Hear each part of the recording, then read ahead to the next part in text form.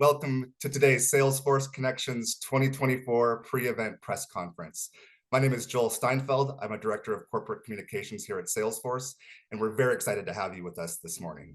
Connections is the AI commerce and marketing event of the year, and we're really excited to give you all a sneak peek at a number of new innovations that we'll be announcing at the show. As a reminder, the event will take place both in person in Chicago and via our streaming service, Salesforce Plus. We look forward to seeing a number of you with us in Chicago later this week.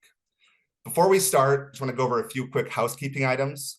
First, a reminder that Salesforce is a publicly traded company and that any buying decisions should be made based on products currently available. All the news discussed today is under embargo until Wednesday, May 22nd at 5 a.m. Pacific time, 7 a.m. Central time, unless otherwise noted. After this call, we will share a press kit with the final content and multimedia assets for you. And after the presentation, we'll have 15 minutes of Q&A. If you have a question, you can submit it via the chat function on the right side of your screen. If we run out of time, our PR team will follow up after the press conference and answer your questions. I now want to introduce our amazing lineup of speakers. We have Steve Hammond, our Executive Vice President and General Manager of Marketing Cloud, and Michael Affronte, Senior Vice President and GM of Commerce Cloud. And with that, I will hand it over to Steve to kick things off. Thank you, Joel, and hello, everybody. Thank you so much for joining us today. As Joel said, I'm Steve Hammond. I lead Marketing Cloud for Salesforce.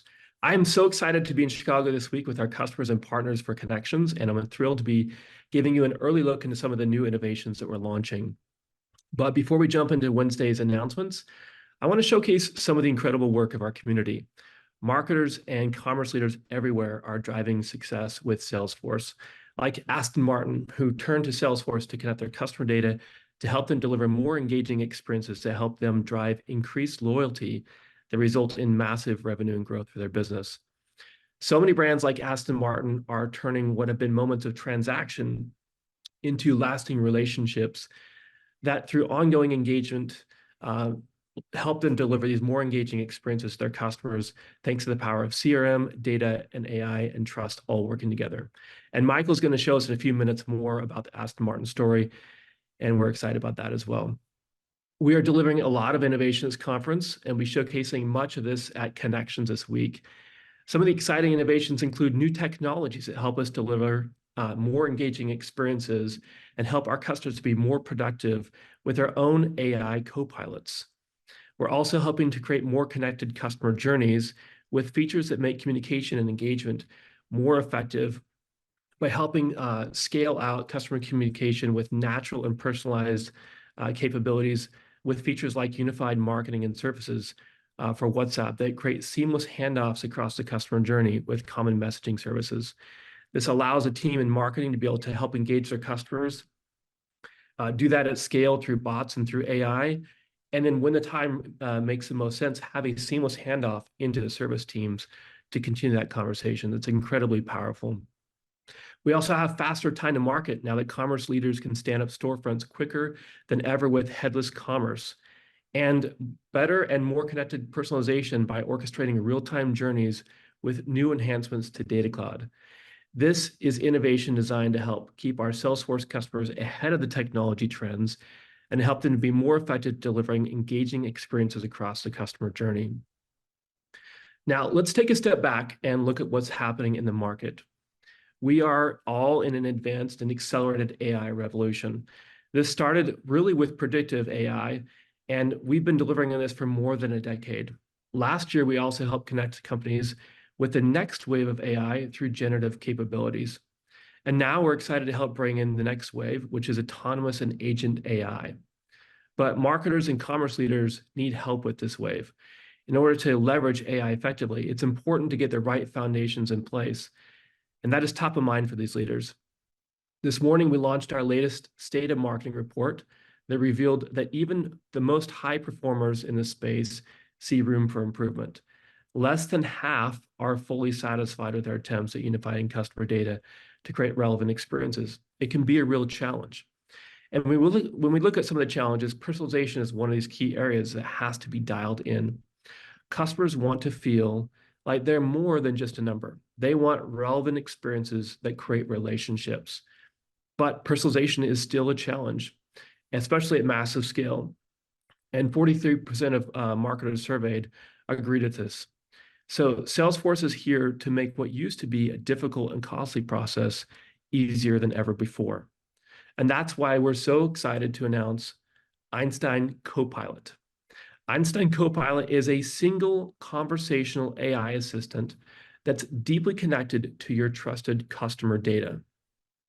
And that's extremely important. This is high quality, trusted AI that only Salesforce can deliver. Einstein Copilot can answer questions, create summaries, generate content, and automate tasks. But most important of all, it can do all this from one unified experience. There's one Copilot across every Salesforce app, which means that Einstein Copilot reads all of the data and metadata in our platform to get instant insights and to provide assistance from the first moments in marketing to ongoing engaging experiences and commerce transactions to seamless sales and service touchpoints. It is the same system across the board, and Copilot is connecting all of this.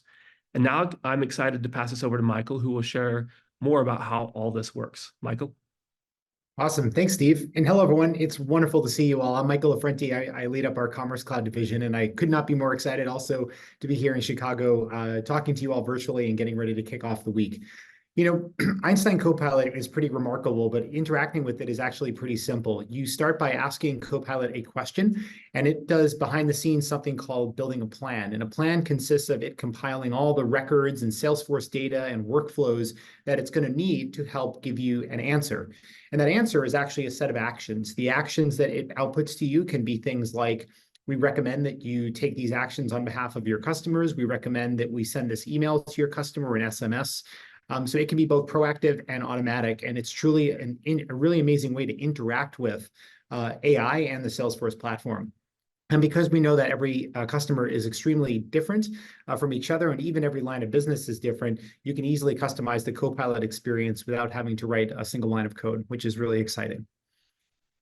All of these Copilots, all of this Copilot experience, as Steve said, is a single Copilot across all of our applications. And that's really important because one thing we've learned from building this is that customers don't want to have to think about a different model of interacting with AI, certainly given how new it is for a lot of them. So for every application across Salesforce, you're interacting with the same visual experience, the same conversational interface. And the way to think about it is that for every Salesforce application, Copilot can learn new skills and it can be taught new things to help enable more automation and more productivity. And two areas that we're going to be focusing on a lot today are Steve and I's favorite parts of the Salesforce business, which is the Copilot experiences for both marketing and Commerce Cloud. So let me first give you a quick overview of these three Copilots rather, and then we'll jump into a demo to help you get more oriented with them. So we are very excited to announce today that the availability of our new Marketing and Commerce Cloud Copilots. On the marketing side, Copilot for Marketing think of this as an amazing digital campaign assistant. It can help you with everything from writing campaign briefs to translating content, creating email bodies, and even sending the emails out on your behalf. On the Commerce Cloud side, we have two Copilots. Because Commerce Cloud sites face end shoppers, we build a Copilot specifically for the shopper. That's someone like me or Steve or anyone that's browsing a Commerce Cloud website. This shopper, it sits on top of the website and it uses natural language to interact with your shoppers, helping them find the right products, interact with your catalog, and even ask questions about, FAQs or other things you may want to know. And on the backend side, our Copilot for Merchants helps Commerce Cloud customers with everything from setting up their storefronts to writing product descriptions, all the way through using AI to optimize SEO and looking at full funnel conversion. So really excited to announce these today. We're going to be demoing these live later this week to our audiences at the keynotes. And we're just so excited about the technology and the opportunity for our customers. So with that, I'd love to show you an example of Copilot. So we're going to pull up a demo here. And we're going to set a little context for you. So we are going to be looking at Salesforce as though we work at Aston Martin, that incredible car company that Steve talked about. So wait for that to pull up. Here we go. Okay, so what I'm going to go do, I'm going to pretend to be a marketer at Aston Martin right now. And one of the things that when we talk to Aston Martin that's really important to them is nurturing customers during what they call the lull. And the lull is this period of time after someone has ordered an Aston Martin while it's getting built before it gets delivered. And Honestly, it resonates with me because anytime I've ever ordered anything that requires assembly, I sort of eagerly await the updates because I can't wait to get the thing that I bought, right? So let's try creating a campaign using Copilot. So I'm simply going to ask Copilot to create a new campaign for customers who recently ordered the DB12 car model to track their car while it's being built. So first up, Copilot reaches into all of my customer data, all of my brand information, and builds what's called a campaign brief. So I'm going to take a closer look at that by previewing it. And Copilot goes and expands this campaign brief. Think about this as the pitch that your marketing department would give you. It includes the segment of customers we're going to target, the email subject line that we're going to try out, and even the email paragraph, all richly grounded in Aston Martin's tone and voice. When I jump into the email content, you'll notice that there's that segment on top, but I'm going to go edit this email. Now, what's really cool about the emails that Copilot can build is that thanks to the power of Data Cloud, we can reach out and grab data from all across the Aston Martin ecosystem. In particular, we can pull in things like the actual status of the vehicle assembly, since that telemetry from the assembly lines is actually getting fed into Data Cloud. This allows these emails to be highly personalized. But I want to go a step further. This period of time is a great opportunity to offer customers an upsell. So I'm going to ask Copilot to add a new section to this email for me, and that's going to be custom add-ons. So it's going to think for a second, and then it's going to drop this new module into the email. And these are recommended product add-ons that will fit the customer's car at the stage of time that it is in assembly. And these are pulled dynamically from the Commerce Cloud product catalog, along with their images and their descriptions. I think this looks really good. I'm going to go ahead and say, great, let's publish it.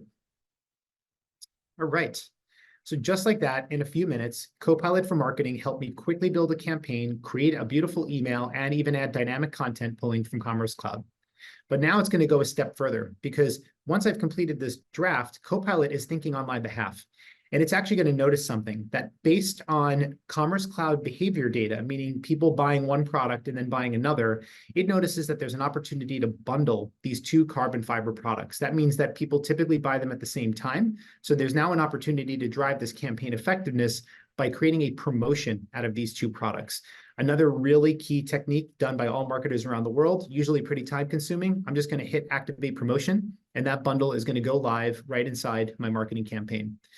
And just like that, I've created a new marketing campaign, a new email content, rich data from the assembly process, and a carbon fiber package bundle that goes with it. Okay, so now that that whole thing is set up, we're going to flip the demo, and I'm going to show you guys what it looks like to be a very lucky woman, Abigail, who's ordered an Aston Martin DB12. And she's getting updates from it on WhatsApp, all powered by our Copilot for Shoppers, which is that rich chat experience that can interact with the Aston Martin information. And it notices that, oh, we sped up there a little fast. It notices that Abigail's car is at a great time to add those carbon fiber add-ons. So Abigail actually asks about it. Is it too late to add them on? Copilot for Shoppers notices that it's an okay time to do it. And instead of just offering her that one product, it actually offers her that promotion to add both. So Abigail says, yes, that would be great. I'm going to add both those products to my cart. And because Copilot for Shoppers knows that Abigail has her saved payment methods with Aston Martin already, it simply does the checkout for her invisibly and then says, thank you very much. So just like that, Abigail, the customer, had a rich conversational and very fun conversation about her new DB12. Thank you for walking through that demo, Michael and Julia. One of the things I loved most about that is that it really helps to showcase that an organization needs to be working together across teams and departments. And historically, some of the barriers of just trying to understand different applications and different tools can complicate that. Where Copilot now opens the door to be able to help organizations to be able to just do things that become a lot more natural and fluid when you have natural language as part of that conversation. And then also having everything connected under the covers, making sure that we have the common view of the customer. These are all critical elements to this. So earlier, we kind of talked about this idea of tapping into the AI revolution that we're in right now and how we use trusted data. What Michael just walked us through is showing how organizations can really leverage AI effectively within their business. But sometimes accessing the data that lets us power that experience can be challenging. And part of the reason for that is something we refer to as trapped data. When we look at the State of the Marketing report that I talked about earlier, only about 31% of marketers are fully satisfied with their ability to unify their customer data across sources. In fact, most of them are saying that they have more than 8 different types of tools and sources that exist across their customer journey. That is really complicated, especially considering that today we all use so many different means and technologies when we engage with a brand. And so we have to figure out ways to bring all that data together to create this unified view of the customer. If we don't have that data together, it leads to ineffective targeting, abandoned shopping carts, lost revenue, and even customer churn. For enterprise AI to be relevant and effective, it needs that trusted data set in a combined way, in a unified way, in order to work from. And it needs that unified data and metadata as well. And that's why Salesforce created Einstein 1, the trusted platform for the AI enterprise. This is all of our apps, all of our AI capabilities, and all of the data in your business unified on a deeply integrated, trusted metadata platform that only Salesforce can deliver. It's the only system that lets you look across marketing, commerce, service, and sales, all from one common environment, and then help your customers to engage across that entire customer journey. You can bring together all of your data with Data Cloud so that all of your models will allow you to be able to learn from trusted data with no more hallucinations. With Einstein 1, every marketer and commerce leader can work smarter and faster with AI. Einstein 1 is powering the tech stack that today's businesses needs. And we're the proof. Salesforce is proudly customer zero. We use our own systems to deliver engaging customer experiences. With Data Cloud, we're able to create unified profiles for every customer using data from across our entire business. We're also taking action on this data too, activating profiles and segments. And this is happening today. All this is live data can be used to shape the experience of our customers as they have in real time and be used to personalize that experience across the entire customer journey with every single touch point. So we can turn this conversations and campaigns, and looking forward to how we can share this. Michael's going to show more about Data Cloud now. Michael? Awesome. Thanks, Steve. I'm really excited to talk more about Data Cloud because, as you could probably tell from the demo and some of the work that Steve was talking about, this is a pretty seminal part of the way we are delivering this personalization across marketing and commerce to our customers. For the last 30 years, we've been working to connect customer data, right? That's sort of been Salesforce's DNA. And what we've discovered is that we can't just connect to new sources to find our customers. We need to be able to connect and activate all the data we already have across every one of those touch points and channels. And that's why we built Data Cloud. It is way more than just a customer data platform. It's a company data platform. Think of this as a new hyperscale data engine that's built directly into Salesforce. And with Data Cloud, you can integrate data from any source and activate it across any Salesforce application. Think back to what I just showed you, where we were literally pulling in real time vehicle assembly data from the Aston Martin assembly system that was getting connected into Data Cloud and made available to our marketing campaigns. It really does make every Salesforce application better. And it's also completely open. It supports your existing data lakes without data duplication. And because Data Cloud is built natively on Salesforce's Einstein 1 platform, it means that all of this harmonized data about the people, about your customers, is available and supported by all of our metadata, which means developers can access it easily and programmatically. It's a really exciting part of the platform. Now, every marketing and commerce leader needs Data Cloud. We truly believe that, which is why later this week, we're announcing these new innovations to make marketers and commerce leaders even more successful. With Data Cloud for Commerce, we're powering literally every part of the commerce experience with this trusted data. This improves the way we do segmentation, personalization, the way that carts and abandoned carts work, the way that merchandising is going to work.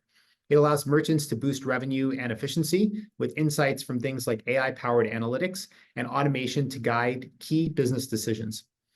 It's awesome. You can do things like choose to bundle underperforming products, or even automate the way that you do back-in-stock notifications. We're talking to one of our really great customers in the beauty retailing space, and they're excited to start using Data Cloud, for commerce to create and activate segments of first-time shoppers who purchase less than a specific dollar amount of products. It's a common, great way to go and engage new customers to your brand, and we're going to help automate and find all new ways to do it with Data Cloud. And now Einstein personalization. This one's a really exciting one, and I know Steve is a really big fan of this one. We are scaling the intelligence for marketers so that they can build one-to-one relationships everywhere, from marketing to service to commerce storefronts and beyond. Einstein personalization now allows brands to use real-time engagement data with a unified customer profile from Data Cloud to build cross-channel marketing campaigns that automatically trigger things like next best offers or even personalized pieces of content. A very simple example that is super powerful is an unknown visitor visits the main page of a bank's business loan website. By the time the visitor navigates back to the homepage of the bank, they're going to instantly see personalized content thanks to the new Einstein personalization engine running underneath the website storefront and also being connected directly into the marketing campaigns. Great. But the innovation doesn't stop there. And this one is another really exciting announcement for this week. We're excited to announce our new, let me just explain what this is. We built Data Cloud to be open and extensible at its core. But what that means is that customers also don't want to end up duplicating data from all of their existing data sources. They want to harmonize it, bring it together, but not duplicate. And that's why earlier this year, we announced our new zero-copy partner network to make connecting data really seamless. We teamed up with incredible partners like AWS and Google to make sure that our systems seamlessly communicate with each other and also keep data where it's originally from. And tomorrow, May 21st at 6:05 a.m. Eastern, we're announcing our latest partner of the Zero Copy Partner Alliance, IBM. That means you can access and analyze your data wherever it's stored with our new zero copy pattern. So you can get started quickly using Data Cloud and see the value of your data sooner. We are so excited to see how our innovations continue to support our marketing and commerce teams so that they can connect with their customers in a highly personalized and very scalable way. So with that, thank you so much. I'll turn it back to Joel so we can have some great questions and answers. Thank you. Amazing. Thank you, Steve and Michael, so much. That was great. As a reminder, everyone, you can submit your questions via the chat function. And with that, we've got a few questions already in, so let me get started. Michael, maybe for you, before a customer turns on Einstein Copilot for commerce or marketing, how would you describe the data gathering and normalization process that typically needs to be done on their end? Oh, that's a great question, Joel. And that all starts with Data Cloud, right? So to get ready to use our Copilot experiences and to get ready to use all of our AI, organizing and getting your data harmonized about your customer is a really critical step. So using and running Data Cloud as it's now built directly into both Marketing and Commerce Cloud means that it's a great way to go and get your data about your customers organized and available, especially from all those different channels and all those different data sources. It also is the opportunity for you to go and connect third-party systems that you want to use to do things with. And I use that Aston Martin vehicle assembly information. That would be part of using and setting up Data Cloud. Is we're going to go get the APIs from the Aston Martin system, connect them into Data Cloud, so all that data is there and together and ready to be activated in a marketing campaign or on a commerce website. Great, thank you. Steve, I think this is a good one for you. Can you say more about the new Einstein personalization engine? Is that exclusive just to marketers? Who else can benefit from this? Yeah, this is, I think, one of the most exciting things that's happening in the industry is that I think we all know that personalization shouldn't start and stop with any one team or any one department or any one experience. Personalization is relevant to every touch point that we have with a brand. Even if we're connecting at an anonymous portion of that journey coming in from the first advertisement, we want to have that experience be as relevant as possible. So our personalization capabilities start at that very first touch point. And then as that customer continues to engage through the experience, whether it be on the website or whether it be through email or any other form of messaging or in-store, et cetera, we're constantly learning more about that individual. And again, it could, continue to be anonymous. At the point at which that individual decides to share their information and say, hey, I want you to engage me personally. Here's my information. I'm trusting you to use this information effectively. We can then connect the dots between their anonymous experience and their known experience and continue that. And that goes all the way, again, from marketing through what Michael was talking about in commerce, so that when someone goes into a commerce portion of a website, we can have tailored recommendations for the product. We can have cart abandonment follow-up that's designed with understanding of what they visited and products that they've purchased in the past.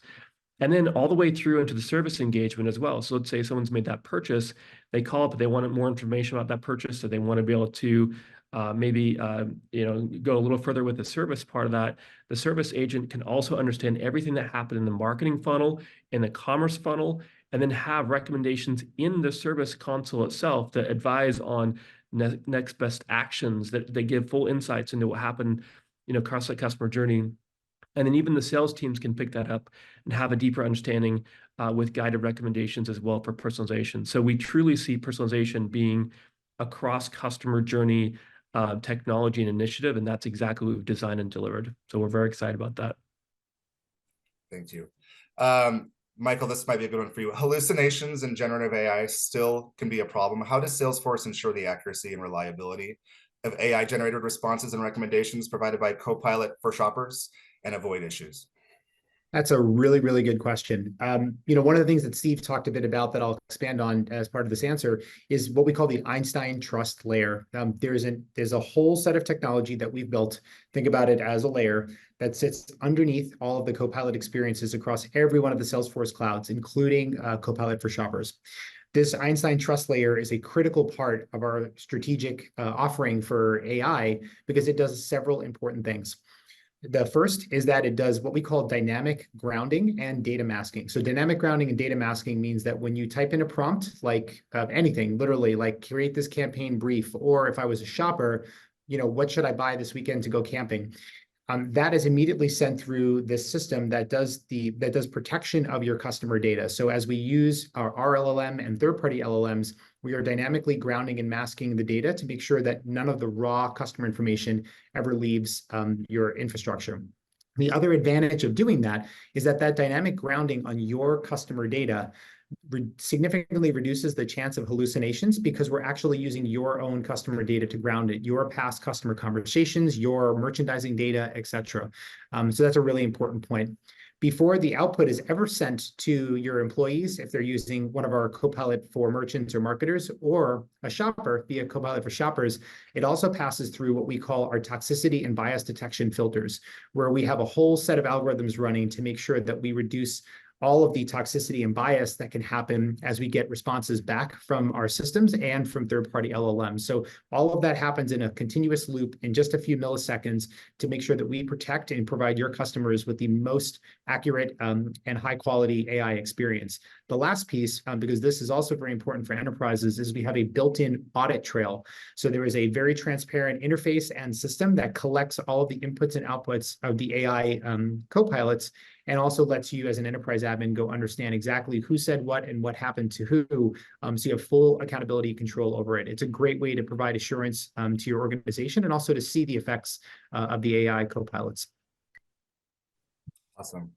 The addition of Einstein Copilot for marketers and merchants must have mean you've seen some sort of appetite for Einstein Copilot for shoppers from NRF. Can you share more about how that's going in the product, how it'll work with your new Einsteins? Maybe Michael again for you. Oh, sure. Yeah, I can start this one off, and then maybe Steve could add on. So on the commerce side, Copilot for merchants was really an idea born out of working with our customers, right? When we started talking to them about where could AI help you from an assistant perspective, we started looking at what I would call like pretty straightforward but easily supported tasks, things like writing product descriptions, right? It's a very important part of merchandising, but there's a lot of it that is actually pretty repeatable. So what we worked with our customers on is how could Copilot for merchants help you do things like write product descriptions in bulk, knowing that we could ground on all of your existing product descriptions, which means we add a lot more speed and efficiency. The cool thing is that customers that have been using it in pilot have been saying things like, well, now this means that my merchandising team can actually write product descriptions faster, so we can bring new products online even faster. We can translate them into multiple languages even faster as opposed to waiting for maybe a third-party agency. So we're helping our merchants really speed up the amount of work that they can do and the time to market for their new products on their e-commerce websites, which is really the whole goal of Copilot for merchants. On the shopper side, I think what we've seen in the market and with our customers is an increasing desire for customers to have really great conversations with their brands. And the limiting factor has always been that has typically been a chatbot that requires you on the system side to go and pre-program all the possible paths. We've all experienced this ourselves as consumers, right? You ask a chatbot on a website something, and then all of a sudden it says, please hold getting an associate. The really cool thing about Copilot for Shoppers is that it's using generative AI. So that means we don't pre-write all of the responses. Those are built dynamically based on the grounding of your internal data, which means you can move a lot quicker into testing experiences, offering promotions to customers, and generally having them have a much more natural experience. And I would say the pilots we've been running with customers, especially in the retail sector, have been phenomenally interesting because they are all approaching it from different perspectives, but coming to the same conclusion, which is that this is potentially the future of shopping for a lot of different types of products, especially when you can offer customers this really easy conversational experience in channels like WhatsApp. Thank you. Chris. How will generative AI change the personalization of marketing and e-commerce versus the previous generations of AI? Steve, maybe a good one for you. Yeah, I'd be happy to look at this one. Some of the biggest limitations to personalizing and creating, very relevant experiences at scale come down to just creation of content and managing that content. When you look at a campaign you might want to run and you say, hey, I want to run a version of this for every different audience segment I have, or if you want to even go to the next level and say, I want to have a personalized one-to-one experience for each individual relative to this one product even, you have to have so many different variations of content for that to work. And if you are now expanding that across multiple products or different services, it just becomes exponentially more complicated. When we look at generative, what it's doing is it's allowing us to be able to create more efficiencies. It's allowing us to shrink the time and the cost of creating content, whether that be copy or, as Michael was talking about, product descriptions, images and content. We have a wonderful relationship with a number of partners that allows us to help generate content that gets stored back in our system and can be applied directly for images and video content as well, to go right alongside what we have in our system, from subject line, email body content, landing page content, flow and kind of customer journey workflows as well. All these things can be dynamically generated with generative AI now, which, when you think about all the work that it takes in order for teams of people to create that content, historically, it's very expensive, it's very time consuming. And so what generative is doing now is it's allowing companies to look at new campaigns, new offers, new products they want to launch, and to be able to accelerate how fast they can get that to market, but also reduce the total cost as they provide more and more content at scale and then apply personalization to it. So we really think that this is a kind of a revolutionary point in marketing and in commerce and in the entire customer experience, because now we can really look at a personalized experience at a different level, because it's easier to generate content, it's easier to manage that content, and the personalization algorithms are more powerful than ever, with especially what I was just talking about a few minutes ago, where that personalization can start at the very first touch point and can continue without a breakdown in the overall experience across every stage of the customer journey. And that is very difficult to do, but Salesforce has a unique position to be able to understand the customer journey and to deliver those engaging moments across the customer journey with the full personalization and the application of customized content as well. Thanks. Another one for you, Steve, here. Can Salesforce customers use Einstein Studio with Marketing Cloud to manage their prompt templates and external models? Absolutely. So what Michael was showing was the ability to be able to use our Copilot technologies directly inside of our product. This has been one of the things that we have thousands of customer conversations every year. In the last year, I think probably many of you have had these conversations with different brands as well. People are always asking themselves, how do I know how I can put these tools into the hands of my teams in an effective way? Michael talked about the trust layer, this ability to be able to control what data goes in and out of these different systems. That's a huge part of it. But the other thing that hopefully you saw in that demo was that we've embedded these generative technologies inside of our application experiences. They're a natural part of how you navigate the application. They're a natural part of how you generate campaigns and content, and they're built into the application. So for Marketing Cloud, as you're asking, inside of Marketing Cloud Engagement, these tools have been in there since October, and we're releasing the next version of them with Copilot this week as well. So we're very excited about where that's going, but it's all at your fingertips, and it really allows you and companies to apply AI without having to be worried about how you're going to let them get access to and use it in a safe and effective way. We've taken that part of the equation out. We've added the trust layer, and we've made it just a natural part of the workflow. Great. Michael, here's one for you. Can you explain the difference between Data Cloud and then Data Cloud for Commerce? Oh, that's a really good question. A customer asked me that last week, so perfect timing. I think it's a great question because it really hits at what we're doing with Data Cloud. So Data Cloud is a product and a platform, right? So the product is all the capabilities that we just showed you and talked about that do things like harmonizing and bringing in and harmonizing all of the customer data, right? So when you connect hundreds of different sources from all over your company, including obviously all your CRM data, the Data Cloud platform is actually going and doing a lot of work to harmonize, unify, and build these unified representations of people, right? So a unified representation of Steve, of Joel, of myself. Data Cloud for Commerce is the feature set that we've built that extends those capabilities into specific commerce scenarios. So the first one I like to always explain, because I think it's pretty straightforward, is now Commerce Cloud websites are personalized based on these segments that Data Cloud is creating. So as Data Cloud sits there, harmonizes all your data, it can do things like build a high propensity to buy the next product segment. We can then use Data Cloud for Commerce and the specific connections we built to Data Cloud to actually dynamically personalize a website so that if Joel is looking at my Commerce Cloud website and he falls into that segment, the website will be automatically personalized based on it. And the reverse is true as well. As Joel browses the site, all of those behavioral signals of he went to a specific product page but didn't add it to cart, he added some things to cart, maybe picked a different color, all those signals are sent back down through our Data Cloud for Commerce connection into the main Data Cloud system, and then helps to improve even more what Data Cloud knows about Joel, which is that maybe he likes blue shirts more than brown shirts, or he left a bunch of products in his cart. So those are the things that Data Cloud for Commerce are. It's all of the features and the data connectivity between the commerce experience and Data Cloud itself. Hopefully that helps. I'd love to just add one quick thing to that as well. The same Data Cloud that Michael just talked about is the same Data Cloud that powers Marketing Cloud. So there's a seamless handoff between these systems because it's the exact same underlying technology. And for example, the campaign object that we use in order to build out a campaign and engage marketing in the beginning of the funnel, Michael's product, Commerce Cloud, has direct access to and uses that exact same campaign object to decide how to do recommendations inside of Commerce Cloud. So you have this seamless handoff, and the Data Cloud for Marketing or the Data Cloud for Commerce is just how we apply that into the application layers. Thanks. Today, Michael, I'm liking a nice light purple shirt, so but I'll have to get brown next time. Awesome.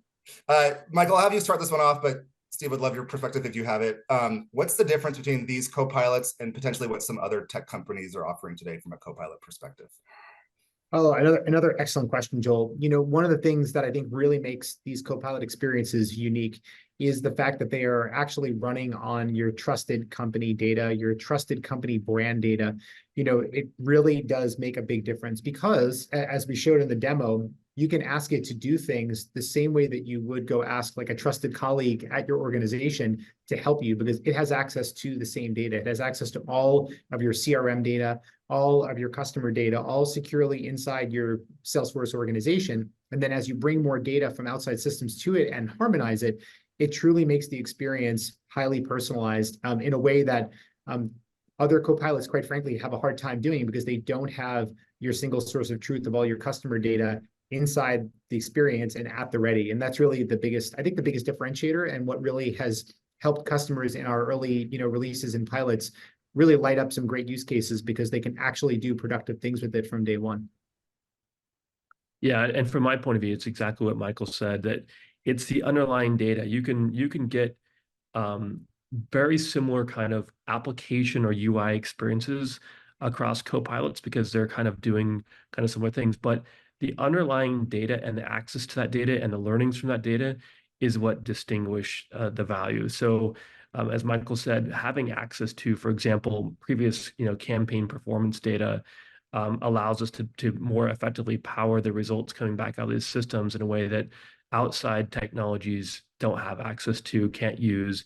And then again, with the trust layer in place, we can protect that data in and keep it, our customers' data, keep it isolated, but still be able to provide that ability to be able to really streamline and create efficiencies in their organization through our co-pilots. Can you tell us more about the Zero Copy Partner Network you just talked about? Why is Salesforce partnering with so many different companies for data sharing? Steve, I can start with you. And Michael, if you have thoughts, you can add on as well. Yeah, just a quick point of view on this. As I mentioned earlier, the State of Marketing report, the marketer survey said that they're working with 8 technologies. I think that's actually a pretty low number. Most of the companies I'm speaking with, I've talked to a lot of companies, tell me that they're trying to connect data from many, many different systems. And the problem is that when you start saying, hey, move your data, like literally create a copy and move it into another system, now what you're doing is you're creating you're effectively creating multiple masters of data. And it becomes very problematic to understand how to keep that data in sync. It's also very expensive to move it around. And you have to involve layers and layers of an organization, from a marketing team to a commerce team to an IT team, et cetera, et cetera. And you're just kind of creating exponential complexity if you have to move data around. So Zero Copy allows us to be able to keep the data in its original location, and we can create a virtual view into that system, but use it as if it existed natively in our system. And that unlocks an incredible amount of value to an organization, and also speed, because they don't have to go and talk to their IT organization about these different data sets all over the place and how to figure out how to move it around. We have the ability to be able to point to it as if it existed in our system. And it also makes those IT organizations who are part of that equation as well feel a lot more comfortable, because now they don't have to go out and create new views of the data, move it around, and try to manage that data that they've already spent years building and maintaining. So the number of different sources of Zero Copy is important, because it increases our ability for this flexibility of having these virtual views of data in our system. And it unlocks the ability to go faster and to have a more seamless experience for our customers. Amazing. Time for one last question. Can you give examples of the type of data that Data Cloud for Commerce can access? Can you see inventory, checkout data, et cetera? Oh, yeah. Oh, for sure. Oh, yeah. We had an hour. I can share all the data points. No, just being a little joking. No, as I mentioned with the previous question about Data Cloud for Commerce, think about it as all of the behavioral data. So behavioral data, literally the browsing activity of someone on your Commerce Cloud storefront, or the conversation it may be happening over WhatsApp, for example, with your merchandise. All that behavioral data is all getting pushed from Commerce Cloud now into Data Cloud to be reconciled and available, as Steve mentioned, inside of the unified profile for that person, and is available for any cloud to use. Also, all of the transactional data. So literally, orders and checkout and the amount of each order and the product, and like all the information that you create as you buy things and return them, is all also stored inside of Data Cloud. And the use case that I always give that I think helps to make this even more clear is all of that data from Commerce Cloud is put into Data Cloud. And it's available, as Steve mentioned, to everyone. So we've talked a lot about marketing and commerce here, but a scenario that our customers are really excited about is now, I'm going to go back to you, Joel. Let's say you left that blue shirt inside your cart and then just close your laptop and walk away, or shut your phone off. And later you interact with that brand, but you have a problem with another product and you're chatting to a service agent. That service agent now automatically has a section in the Service Cloud console that says recommended products, and it will actually show that this product, the blue sweater that you left in your cart even a few days ago or a few months ago, and it offers that service agent an opportunity, if they have a good interaction with you, to say, hey, Joel, why I have you, would you be interested in that blue sweater I think you were interested in a couple of months ago? I can give you 10% off. And it allows them to help be a part of enabling you to get all the goods that you need, and really can turn almost everyone talking to that customer into someone who can help them transact, which is, I think, a really cool outcome with that. I am in the market for a new blue sweater. So well, there you go. Well, thank you both, Steve and Michael. That's all the time we have today. Thank you to everyone for joining us this morning. We can't wait to see you all in Chicago at Connections this week. As a reminder, this information is under embargo until Wednesday morning at 5 a.m. Pacific. And with that, thank you and have a great rest of your day. Thanks, everyone. Thanks, have a great week. Take care. I appreciate it. Bye-bye.